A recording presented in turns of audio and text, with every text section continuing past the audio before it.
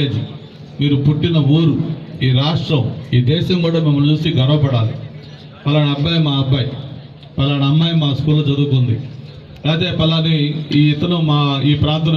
ముఖ్యమంత్రిగా చంద్రబాబు నాయుడు గారు ప్రమాణ స్వీకారం చేసిన రోజే, ఆయన బాధ్యత తీసుకున్న రోజే ఆ తొలి సంతకం 16,347 టీచర్ పోస్టులకి ఆ రోజు తొలి సంతకం పెట్టడమే కాకుండా దాన్ని ప్రాసెస్ కూడా స్టార్ట్ అయింది.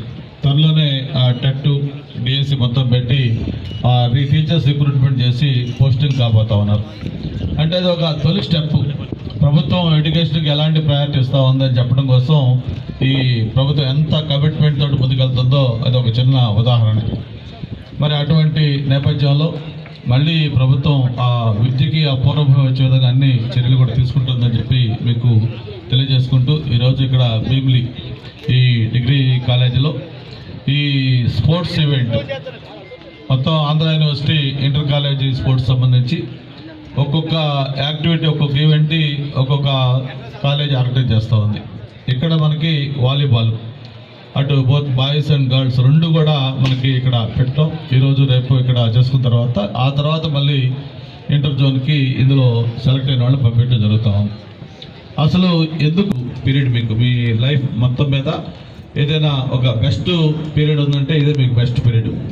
ఓ పక్క మీ అకాడమిక్, ఈ ఎక్స్ట్రా కరికులర్ యాక్టివిటీస్తో పాటు మీ కెరీర్కి సంబంధించి కూడా ఒక ప్రాపర్ ప్లానింగ్ చేసుకునే టైం ఇది. ఇక్కడ ఇంతమంది ఉన్నారు, మీరందరూ భవిష్యత్తులో ఒక ఎమ్మెల్యే కావచ్చు, లేదు ఒక మీ ప్రిన్సిపల్ లాగా మేడం ప్రిన్సిపల్ లాగా కావచ్చు, లేదు ఇంకొక అధికారి కావచ్చు, లేకపోతే ఒక పోలీస్ కావచ్చు, లేకపోతే ఒక స్పోర్ట్స్ మెన్ కావచ్చు, లేదు ఇంకొక సంఘ సంస్కృతులు కావచ్చు. మీరు రకరకాల దీంట్లో మీరు సెటిల్ కావచ్చు. అయితే నేను ఒకటే మీకు అడ్వైజ్ చేస్తూ ఉన్నాను, మీరు లైఫ్లో ఏం కావాలనుకుంటున్నారో ఒక క్లియర్ కట్ గోల్ డిఫైన్ చేసుకోండి. దాన్ని కూడా మీరు ఏదైనా ఒక లక్ష్యం ఎంచుకున్నప్పుడు ఆ లక్ష్యం అనేది చాలా ఉన్నతంగా ఉండాలి. అందుకే చంద్రబాబు నాయుడు గారు ఎప్పుడు చెప్తా ఉంటారు, dare to dream and care to achieve అని. అంటే డ్రీమ్ పెట్టుకున్నప్పుడు కూడా ఆ ఉన్నతంగా ఒక ఉద్యోగానికి వెళ్ళాలి. ఎస్, నేను పలాని ఈ ఉద్యోగంలో టాప్ పోస్ట్కి వెళ్ళాలి.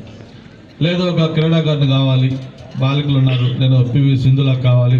గేమ్స్, స్పోర్ట్స్, ఎన్సిసి, లేకపోతే ఎన్ఎస్ఎస్, ఇటువంటి యాక్టివిటీస్ కూడా ఖచ్చితంగా పిల్లలకి బాగా అవసరం. ఎందుకంటే రేపు లైఫ్ అనేది మనం కోరుకునే విధంగా ఉండదు. మీరు ఈ ఎడ్యుకేషన్ అయిపోయిన తర్వాత సమాజంలోకి వెళ్ళిన తర్వాత అనేక ఛాలెంజెస్, రిస్క్స్ మీరు ఫేస్ చేయాలి.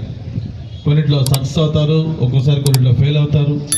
బట్ ఫెయిల్ అయినా సక్సెస్ అయినా దాన్ని స్పోర్టివ్గా తీసుకొని ముందుకు సాగాల్సిన బాధ్యత మన పైన ఉంది. అంటే ఆ స్పోర్టివ్నెస్ రావాలంటే